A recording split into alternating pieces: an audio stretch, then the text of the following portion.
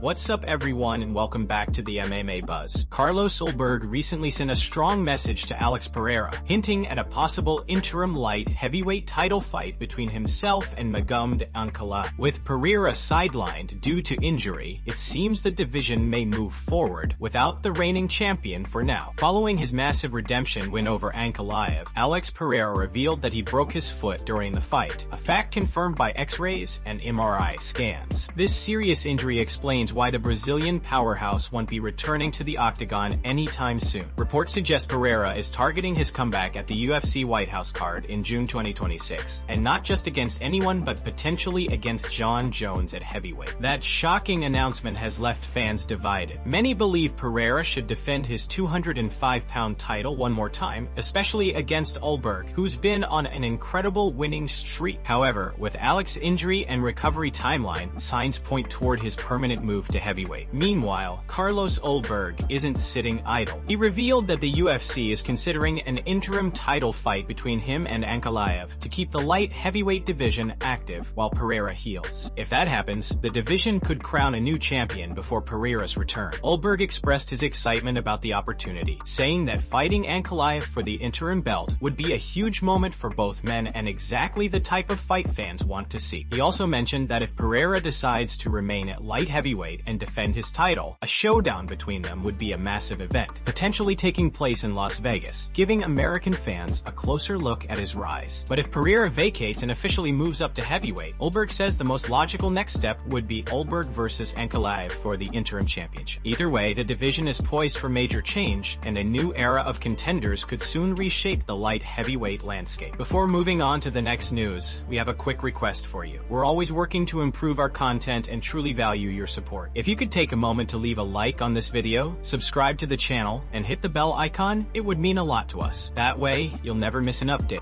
Move on to another news. Charles Oliveira delivered a dominant performance, finishing Matheus Gamrot and ending his title hopes in spectacular fashion. Immediately after the win, Oliveira set his sights on Max Holloway, and unsurprisingly, Holloway accepted the challenge. Max fired back, saying Charles has made too many excuses about their first encounter, and promised that this time, there would be no doubt about who's the better fighter. In the post-fight press conference, Oliveira spoke candidly about nearly walking away from MMA following his brutal knockout loss to Ilia Topuria. He admitted that the defeat left him questioning his future, even considering retirement. But it was his family, especially his wife and son, who reminded him of his true identity. "My son looked at me and said, 'Dad, you're our champion. You have to come back.' That moment changed everything for me," Charles revealed. Now, with his impressive victory over Gamrot, Oliveira is once again a key player in the lightweight mix. The potential BMF matchup between Oliveira and Holloway could become a pivotal moment for both fighters and the division itself. Despite both men previously suffering losses to the reigning champion, El Matador Ilia Topuria, their current momentum cannot be ignored. Holloway is coming off a huge win against Dustin Poirier, while Oliveira just delivered another highlight reel finish. If either man scores one more major victory, they could easily find themselves back in the title picture, especially if Topuria decides to move up in weight. Speaking with MMA Fighting, Oliveira shared his detailed strategy for the Gamrot bout. "Our plan was to smother him early, control the pace, and make him uncomfortable. Be aggressive, press forward, defend takedowns, and use my full MMA game striking, movement, and jiu-jitsu," he explained. "My DNA has always been jiu-jitsu. If the opportunity comes, I'll take it, but never recklessly. Every move has to matter. This time, I stayed calm, composed, and followed the plan perfectly." Oliveira added that he's ready to fight anywhere, anytime. "If someone doesn't want to fight me in Brazil, I'll go wherever they want. Rio, New York, it doesn't matter. The UFC decides the place and time. If they want March, I'm ready.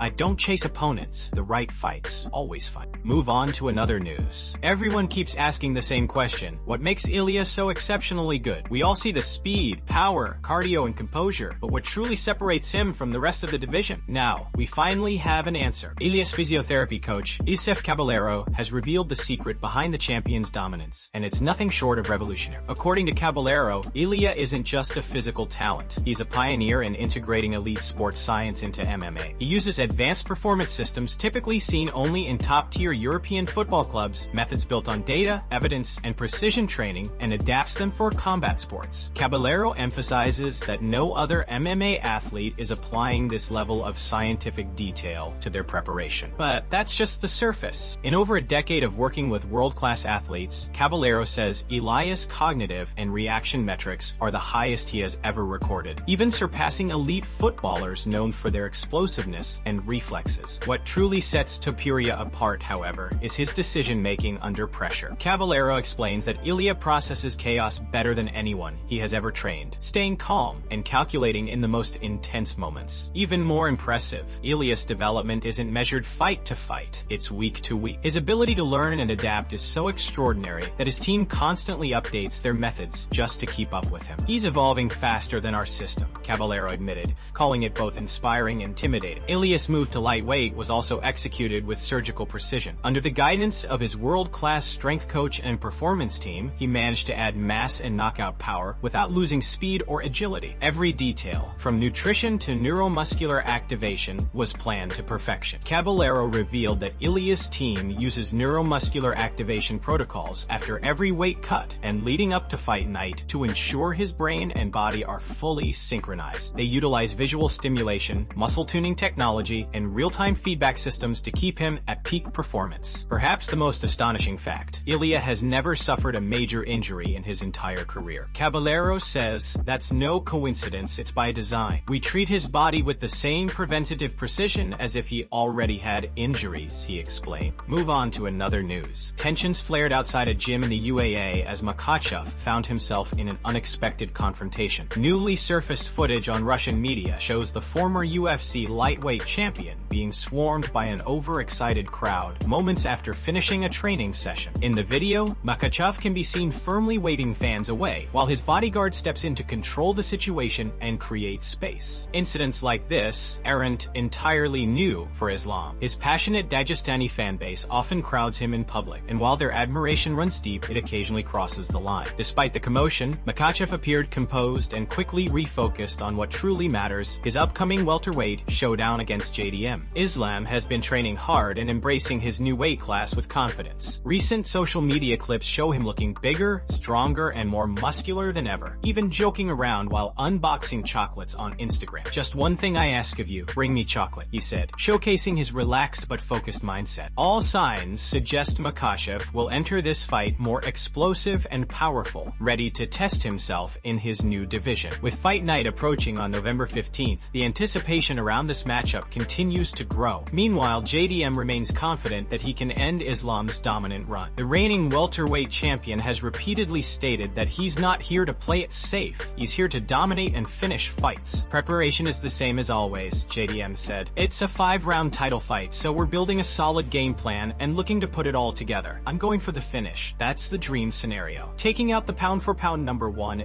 Shi would blow the roof off. When asked about Makhachev's strengths, Della Maddalena acknowledged the challenge, but expressed belief in his striking. "His grappling's a bit better than Bilal's, but he gets hit more often. They're different fighters with different challenges, but I see opportunities to land clean shots." As for what's next after this matchup, JDM kept things open. "I think Shavkat probably deserves the next shot. Sean Brady's done well too, and even Kamaru Usman is still in the mix." With the fight closing in, fans are eager to see whether Islam's disciplined preparation and size advantage will prevail, or if JDM's aggression and striking power will mark the end of the Dagestani done. Move on to another news. Dustin Poirier has officially retired from MMA, but the emotional toll of stepping away from the sport he's dedicated his life to is beginning to show. Following UFC Rio, the former interim lightweight champion took to X, Twitter, to share his thoughts on the current state of the division, sparking heartfelt reactions from fans around the world. Poirier first commented on the potential matchup between Charles Oliveira and Max Holloway, saying, "Charles versus Max for the BMF title is a great fight to make." The post quickly gained traction, leading fans to ask him deeper questions about the fight game and his feelings since retiring. One user asked which lightweight fighter he believes poses the biggest challenge to current featherweight champion Ilia Topuria.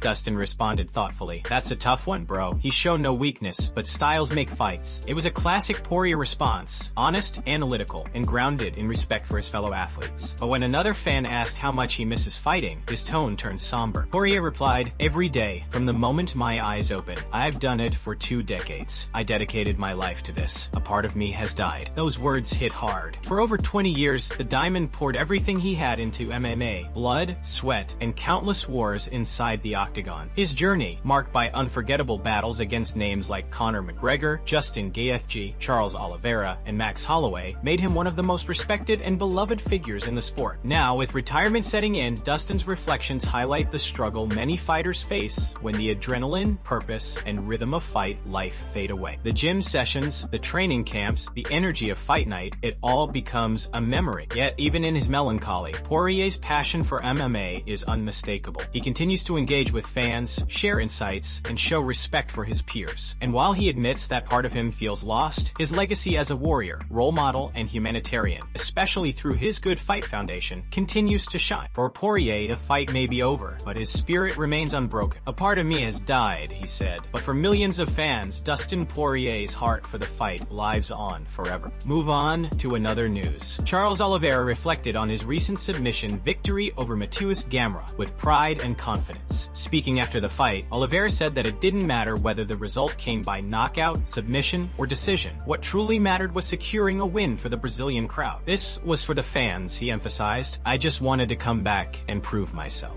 I understand that some people were concerned about my return, but deep down, I knew I was ready." Oliveira shared that he had discussed his comeback with his coach, Diego, and was determined to step into the octagon as soon as possible. "You guys saw I was right," he said confidently. "I knew the first round would be tough because Gamrot is a dangerous opponent early on. During training, Demian Maia kept reminding me not to rush, to stay patient, and that advice really helped. In the first round, I went for a guillotine too early, and it wasn't the right time. When he took me down, I decided to stay calm, conserve energy, and wait for the second round." As the fight progressed, Oliveira found his rhythm. "In the second round, after a few striking exchanges, I heard my corner shouting, 'Take him down. Now is your time.' That's when I trusted my instincts and did what I do best." The result was vintage Oliveira, precise, composed, and lethal when the opportunity came. "I'm feeling great," he continued. "I have no injuries and my body feels perfect. I want to come back as soon as possible. I'll take a week off to rest, then return to training. I'll talk with Diego about what's next, but I know that with one more big win, I'll be back in the title picture." Oliveira's words reflected not only his confidence, but also his hunger to compete again. Known for his relentless work ethic and submission mastery, Dio Bronx is already looking ahead to his next challenge, proving once again why he remains one of the most dangerous fighters in the UFC lightweight division. Move on to another news. Tom Aspinall recently shared his thoughts on which fighter, past or present, would have been his toughest possible matchup, and he didn't hesitate for a second. "Daniel Cormier in his prime would have been an absolute nightmare for me," Aspinall admitted candidly. "Peak DC had the worst possible style for someone like me." He went on to explain why Cormier's fighting approach would have posed such a difficult challenge. "He's short, stocky, and constantly moving forward. He mixes his levels perfectly. One moment he's striking, the next he's grappling, and he never gives you a break. He can knock you out or take you down whenever he wants. On top of that, his cardio is unreal.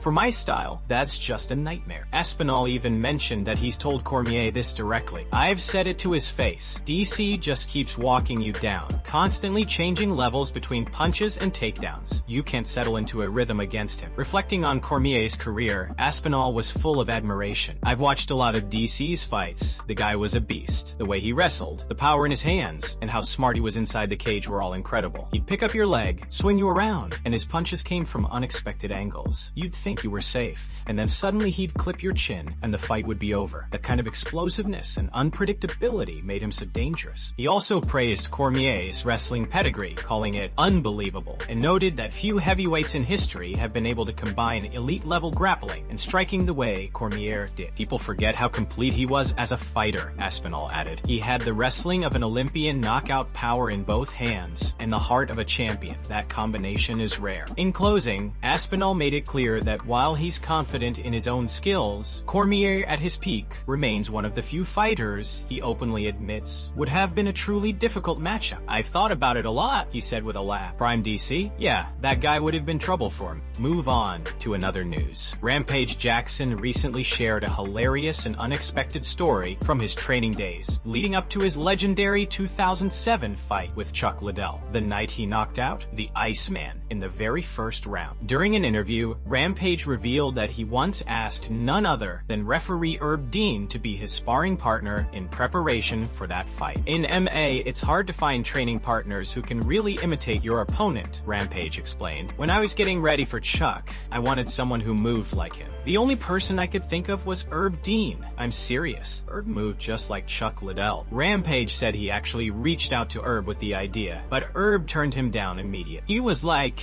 "No man, I've got to stay neutral. I can't come help you train for your fight." Rampage laughed as he recalled the moment. I told him, "Simon Herb, you'd be perfect," but he wasn't having it. For those who don't know, before becoming one of the most recognizable referees in MMA, Herb Dean was an active fighter himself. He competed professionally and finished with a record of 2 wins and 3 losses, with his last bout taking place in 2007, the same year Rampage won the UFC light heavyweight title. "I trained with Herb Dean years ago," Rampage continued. "People don't realize it, but Herb can actually move. When I sparred him back then, he reminded me a lot of Chuck. Same stance, same head movement, even that same calm, confident energy.